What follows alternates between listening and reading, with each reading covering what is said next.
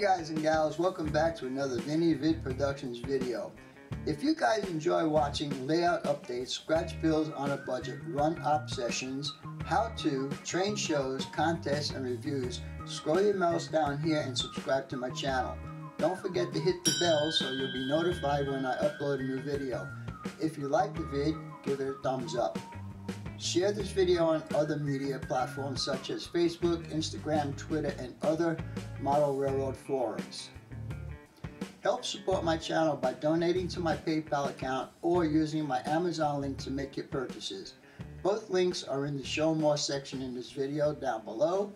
Let's get started. Okay guys, as you can see in front of you is I'm about to start doing some wiring to the yard track. And this is some of the stuff I'm going to be using here. So I had this wire stripper for a very long time and I just love using it. You stick your wire in there and boom, it's done. But there's also this one that you can use, and you can see here it's got all your different gauges, and also it's a crimper for these connectors that we're going to be using. I get my stuff from, hold on, All Electronics. They're based in California, and let me tell you something, their service is unbelievable. I just ordered some solder just last night, and they sent me an email, said it was in the mail and it will be here tomorrow. So that's how quick they work. I also got my wire from them. This is 22 gauge I use for my feeders, and this is 16 gauge. I know that you guys are going to say it's kind of light to be using for bus line, but it's what I had available, so that's what I used. Anyhow, small screwdriver, of course your solder and your paste and your flux and all that stuff. And as you can see, I've already started. Let me see if I can get you a little closer there. There you go. As you can see, I already started putting the wire through. What I'm going to do is I'm going to do the bottom first because I need to clean up a big mess that's down there on the bottom from the previous wiring. Basically this entire room is going to get rewired because I wasn't sure where anything was. And what I mean by that is there is a reverse loop in here. This is this whole outer circle is actually a reverse loop, so I need to figure out where it starts and stops. But anyhow, next step is for me to get under the table and start doing some of the stuff I need to do under the table. So stay tuned and I'll bring it back in a minute. Alright guys, we're nice and cozy under my layout right now, and what you're looking at is going to be where I'm going to hook up my track power to. This is one of the original terminal strips that I had on the layout, and I use it for both. As you can see right here in the middle, I have it painted red, which means that that's the separation point. So one side is for positive and one side is for negative. The original layout, when I first started this, had black and red, and we're going to change that out today to yellow and green, because as you can see, one of my bus lines is already green here, and we're just going to run a jumper from one terminal that I have on this side over to here to make it yellow. So with that being said, we're going to go ahead and take this apart.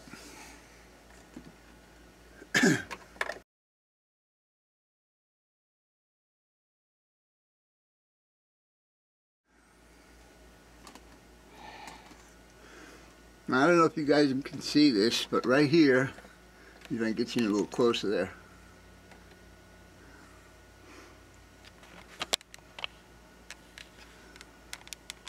Right here I have one of those loop connectors, and I also have one up on the top too. So that gives me connection on all four of these terminals right here. So let's continue on. Back this out a bit more. There you go. Alright, so the next thing I'm going to do is the 4 wires or 5 wires that I have already passed through, which are these yellow ones. I'm going to go ahead and strip them at the ends and go ahead and add these spade connectors. So I'll go ahead and start with that. I'm not going to show you everything on here because it's going to get pretty boring to watch me do all of this, but I'll show you one or two for now, and we'll see how it goes. So, strip that out, and we're going to put two in one of these spade connectors. And because we're going to do that, we take them and we're going to make an X, if I can get this to do it. And I'm using stranded wire. I like using stranded wire, but it seems like it's fighting me today. Okay, so we're going to make an X, and then we're just going to twist.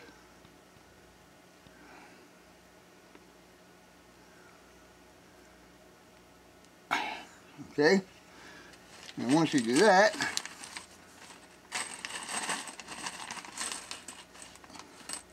we're going to take our spade connector,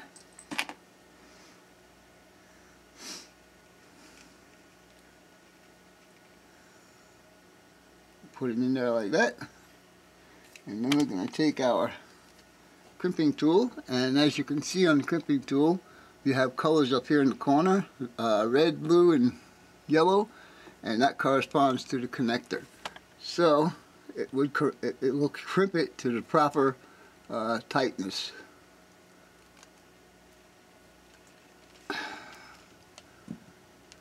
And there you go. So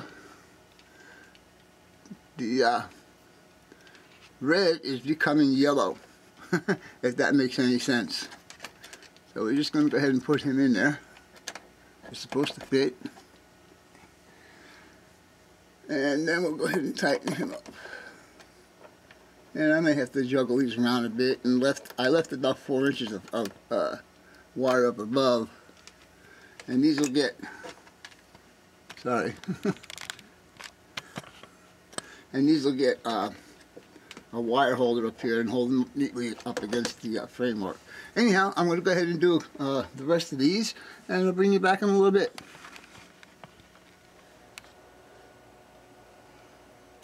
Alright guys, now that the bottom is all finished up, well not finished up, but at least the yellow wires are connected to the barrier strip, to help me with a visual to see what side the color wires go on, this is a trick I learned from John Tanzillo a couple of years ago.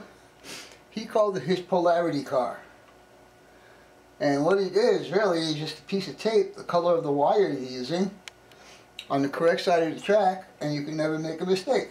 So, as you can see, the yellow will be on the track closest to me, and that's where they are on all of these. And so I'll just continue on soldering these. I already did the first 3, and I thought I'd show you how I do mine. Basically the same as everybody else's. Hang on, I'll be right back. Alright, so flux is important when you're doing soldering. It cleans and helps the solder to flow where you want it to go. So I usually put some on the wire, which is called tinning the wire, and I'm also going to put some on the track, right where I intend to be doing some soldering. And it looks like there's a lot on there, but trust me, it helps. So now, I'll just take my solder, my soldering iron, and we'll just go ahead and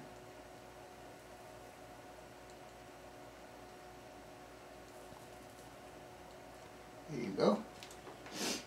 Now there's solder on the tip, so all I need to do now is lay it up against the track and hit it with the soldering iron, no more than 5 seconds I would say, and it should be good.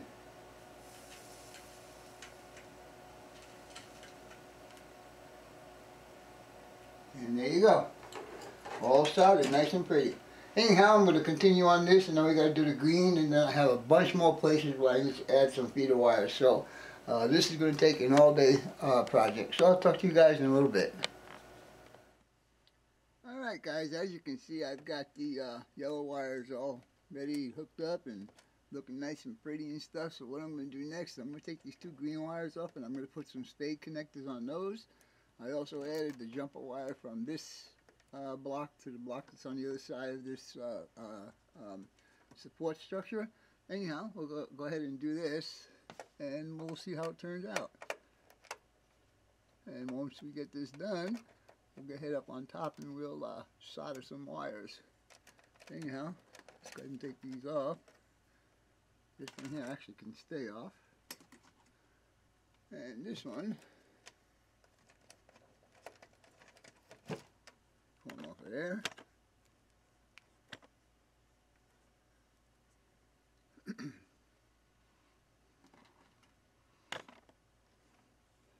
Twist this up good, nice and tight.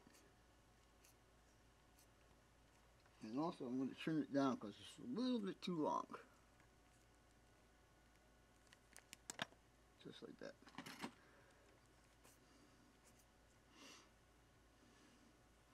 And here's my spade connector, or I guess it's called a U connector. And my crimping tool.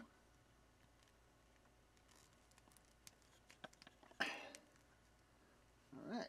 And now all we need to do is put him right there and lock him down.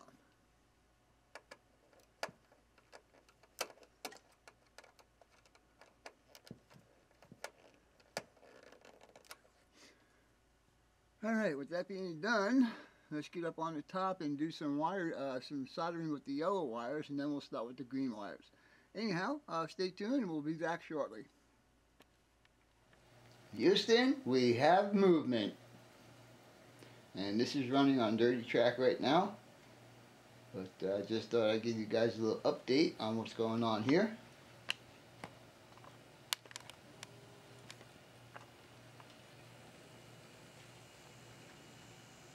Oh yeah. So I got 4 of the 11 lines wired right now. Nothing past turnouts as of yet. So with that being said, we will continue on.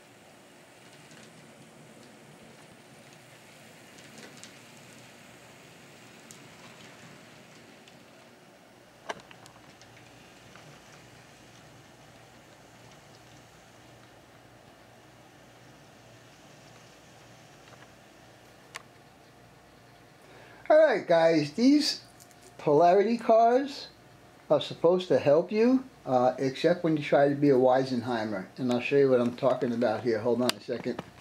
Let me get this down to right there. And we're going to go ahead and zoom in on this. I believe that's the place. No, I have to go back a little bit. Like right there. Okay. Now, as you guys can see, maybe you can't, the red wire, which is now the yellow wire, is on the outside rail. So, with that being said, I took the polarity car and I put it with the yellow tape on the outside rail. So I did the whole string, all 11 track that go across right there, blah blah blah blah blah, boom, connected everything underneath. And this morning when I woke up, I said to myself, something just doesn't seem right. So I went ahead and I took the train and I ran it around the backside, and we came out over here on this track right here, and lo and behold, the yellow tape was on the wrong side. So, because of that, I had to make a big modification, and I really didn't want to undo all that I did up here already because I thought it was so pretty and neat. So, if you give me a minute, I will show you what I've done. So stay tuned and we'll be right back. Alright guys, I'm going to show you how I fixed my problem that I had in my soldering. All of these nice pretty wires here, and I didn't want to take all that apart again. So what I did was I took my bus lines, which is this one and this one, this yellow one and this green one, and I swapped them. So the green wires became the yellow and the yellow wires became the green, and that changes it up on top. So anyhow, because of my stupidity and anxiousness to get this done, I screwed up. Anyhow, adapt and overcome, like I always say. Talk to you guys later. Bye. Alright guys, now that you've seen how I rectified the problem here, I just want you to know that all of these wires right here are on that one block that I showed you in the previous clip. Now, when I start over here on the second set of wiring that I need to do, they will be on a separate block, and also you'll see that the green wire will now be on the outside and the yellow will be on the inside rail. Anyhow, just goes to show you that sometimes it doesn't pay to be a Weisenheimer. So anyhow, I'm going to go ahead and get a little bit more done on this. I don't think any more is going to be left on this video. I still got a bunch more wiring to do, so wiring could get pretty boring. I guess I'll bring you back on the next video in number 41 and see the progress that I've made. Anyhow, I hope you guys and gals enjoyed the video. And as always, your questions, comments, inputs, subs, shares, and likes are always welcome. For now, that's all folks. BNSS 6951 out.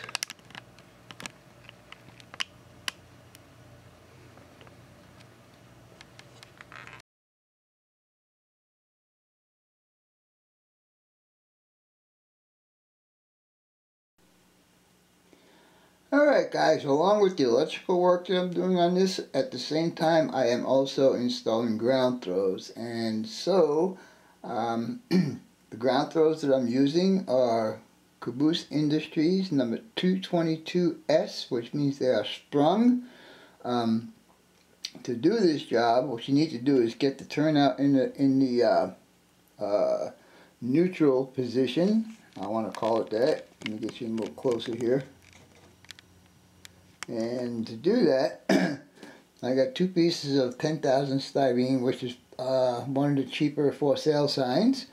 I also used, I think this is like 25 thousandths piano wire. And what I did was, basically, is take this with my little needle nose pliers and grab it as close to the end as you possibly can and bend it up 90 degrees. Now I'm not going to do that right now because I don't know what my next piece is going to be. Each one of these rods is different, and I'll show you what I mean right here. As you can see, this one goes under the track, so the length of the rod and the bend is different. So with that being said, I'll go ahead and install this one for now. Another thing I need to let you guys know that it is very early in the morning, and so I can't really pound anything with the hammer, so I'm just going to drill and insert the nails as far as I can get them. So with that being said, this is my pin vise and the drill bit that I'm using, and it's kind of tedious or not labor intensive, but it takes time to do. So you need to make sure you turn out your ground thrower straight, and then just commence drilling.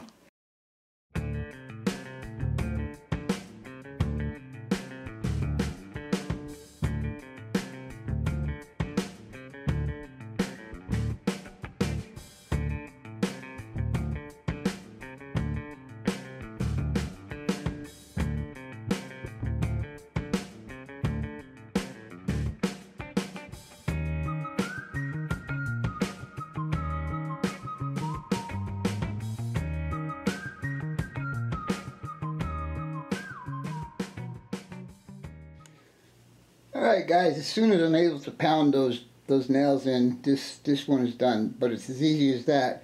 Main thing is to make sure that you have your points in a neutral position and have your ground throw in a neutral position, and everything should work out just fine.